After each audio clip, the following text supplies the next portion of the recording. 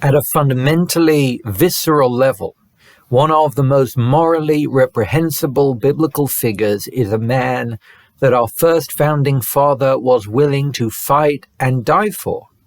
His brother's son, Lot. Having accompanied his uncle Avram on the journey west from Mesopotamia, he immigrated east to settle in Sodom, where he made his peace and found his place among a city of vicious, narcissistic, and inhospitable natives. And one night in early spring, when Lot received two visitors who had come to save him, a combative mob of his fellow residents thronged around his house and pounded on the door, demanding that he hand them his guests or risk going to war. They said, Ayeh ha'anashim, where are the men who came to you tonight? Hotzi'em elenu, bring them out to us so that we may have our way with them. And Lot, gracious host that he was, quietly steps onto the stoop, closes the door behind him, and makes the mob an offer. Al na'achai tera'u, please my brothers, he says, do not commit such an evil. Hinena li shtei vanot, I have two daughters, va'asu lahen katov be'inechem, and do with them whatever you please or deem fit. So while he may well have been a gracious host, Lot appears to be among the most appalling and deplorable fathers, willing to barter his two daughters in defense of his guests, willing to employ them as pawns to pacify the vile requests of a violent mob. It is true that we all have a duty as hosts to shelter our company, but not at the cost of our own children. So Lot is roundly and rightly condemned for being willing to send his daughters to their death for the sake of protecting his guests, showing how twisted his priorities and sense of responsibility had become. But Lot does not seem to be alone in making this contemptible calculation. This morning we read of another father willing to have his children killed for the sake of saving another. Simeon had been imprisoned in Egypt and held unless and until his younger brother Benjamin was brought before the royal court. So his other brothers rushed to their collective father and begged him to allow them to bring Benjamin down. But Yaakov refuses. He says, Oti shikaltem, you have all bereaved me. Yosef einenu, Joseph is gone. V'Shimon einenu, and now Simeon is gone. Vet Binyamin tikachu, and now you want to take Benjamin too.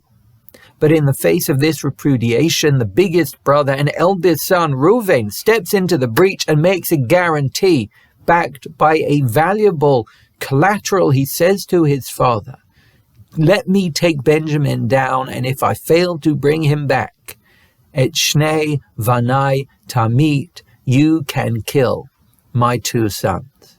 And this is our question.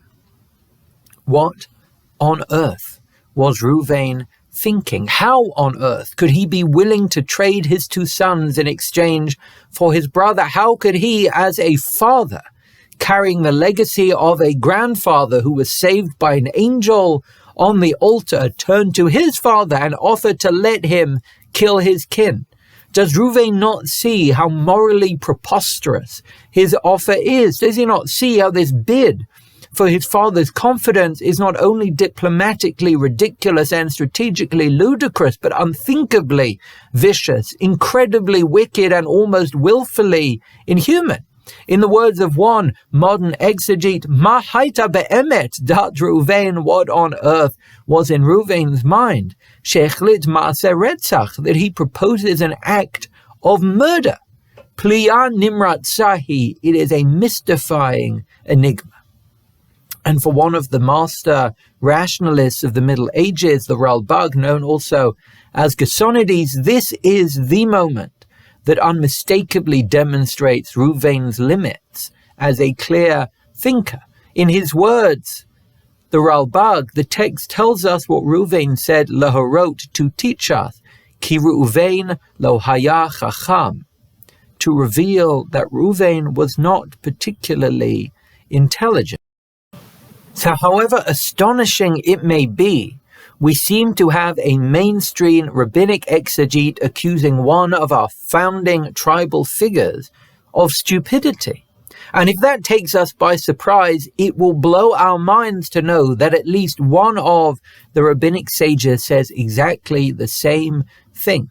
As he imagines Yaakov's response to Reuven's offer, the supreme architect of rabbinic literature, Rabbi Yehuda Hanassi, pictures him saying, Bechor shotehu zeh, this firstborn of mine is an idiot. Hu omer lahamit banav, he tells me that I can kill his kids. V'chi vanav heim velo banai, are they his kids and not mine too? And while it is hard to even enunciate such bitter criticism of one of our founding fathers, it is hard to escape the logic of this imagined reaction. How could Reuven turn to a man who is in agony over the loss of members of his family and give him permission to kill two of his own grandchildren? The rationale of Reuven's proposal seems to defy common sense. He seems oblivious to its obvious consequences, which is why for Rebbe and Rashi and Gersonides, Yaakov ignored Reuven's offer. In Rashi's words, Lo kibel dvarav shel Reuven, he did not accept this proposal.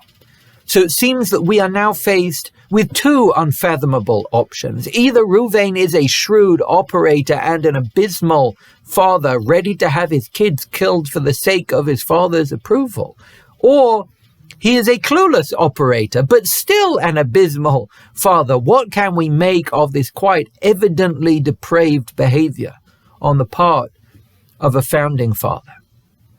Unfortunately, there is a third reading, one that sees Reuven as a committed father and a devoted son, a man who knows the value of family and the meaning of loyalty and carries a keen and acute sense of empathy. For the Netziv, Reuven knows how preposterous an offer his proposal was. He knew how absurd and obscene, how wholly inconceivable it would be that Yaakov would be willing to kill his grandchildren.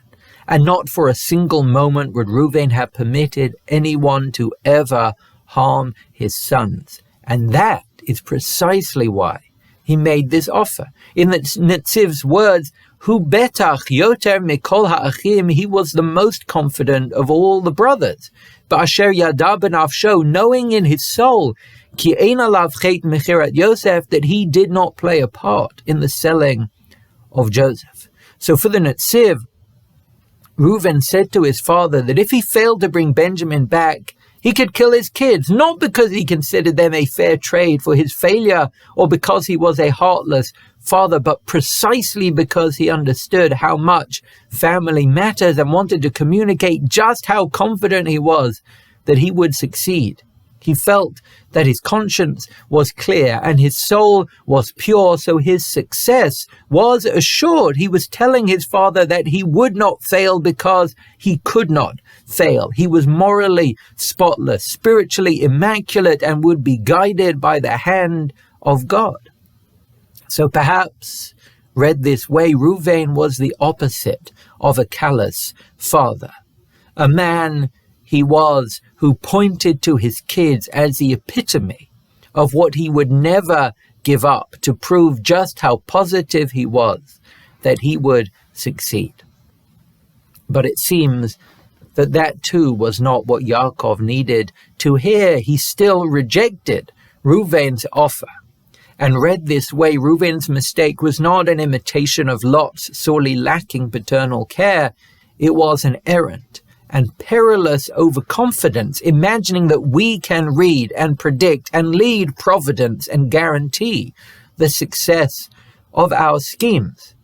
The corrective to Yaakov's debilitating pessimism was not an unadulterated optimism or a belief that fate will always favor the righteous. The moral arc of the material universe does not always bend toward justice. The pious have suffered too much pain and too much grief for anyone to treat that creed as an incontestable truth. It is Yehuda's offer, made a few months later that would eventually change Yaakov's mind, where Yehuda did not swear on his son's life that he would succeed, but took personal responsibility and admitted that failure was a real possibility. He said, Anochi ervenu, I will be the surety. Miadi tevakshenu, you can hold me responsible if I fail in my duty. Vidzagti lefanecha, and I will stand before you, v'chatati lecha kol hayamim, guilty for the rest of time. We cannot ever guarantee that we will succeed. Even a shallow examination of the path shows that light does not always conquer darkness, and if we believe that our piety or our purity will on its own steer history, we are prone to taking gratuitous risks and becoming rash and reckless. The French 17th century playwright Pierre Corneille, in his play Le Cid, has the King of Castile warn his men that la trop de confiance attire les dangers. Danger breeds best on too much confidence. Yaakov knew that the righteous can fall and that the pious can fail. He faced a world in which he thought his saintly son had been slain by a wild animal. So Reuven's guarantee, his certainty that he would succeed, stated with so much confidence that he'd even be willing to wager his own progeny, terrified him. He needed to know that Binyamin would be under the care of a person who knew that failure was possible and would take every measure to evade danger and face reality. We celebrate Hanukkah precisely because victory is not assured to those in the right, and the fact that we beat back the Greeks despite their size and despite their might was a divine surprise, what we call a miracle. And our tradition teaches us to always hail but never to rely on miracles. It teaches us to take a stand and to have a hand in our history, to take responsibility for our fate and manifesting our destiny. So as we celebrate miracles and pray for many, many more, let us all see the light of Hanukkah as a reminder that miracles are rare and that we must embrace our share in advancing our cause in a war for a world defined by an abiding care for heaven's call and human dignity. I wish you a Chanukah Sameach and a Shavua Tov.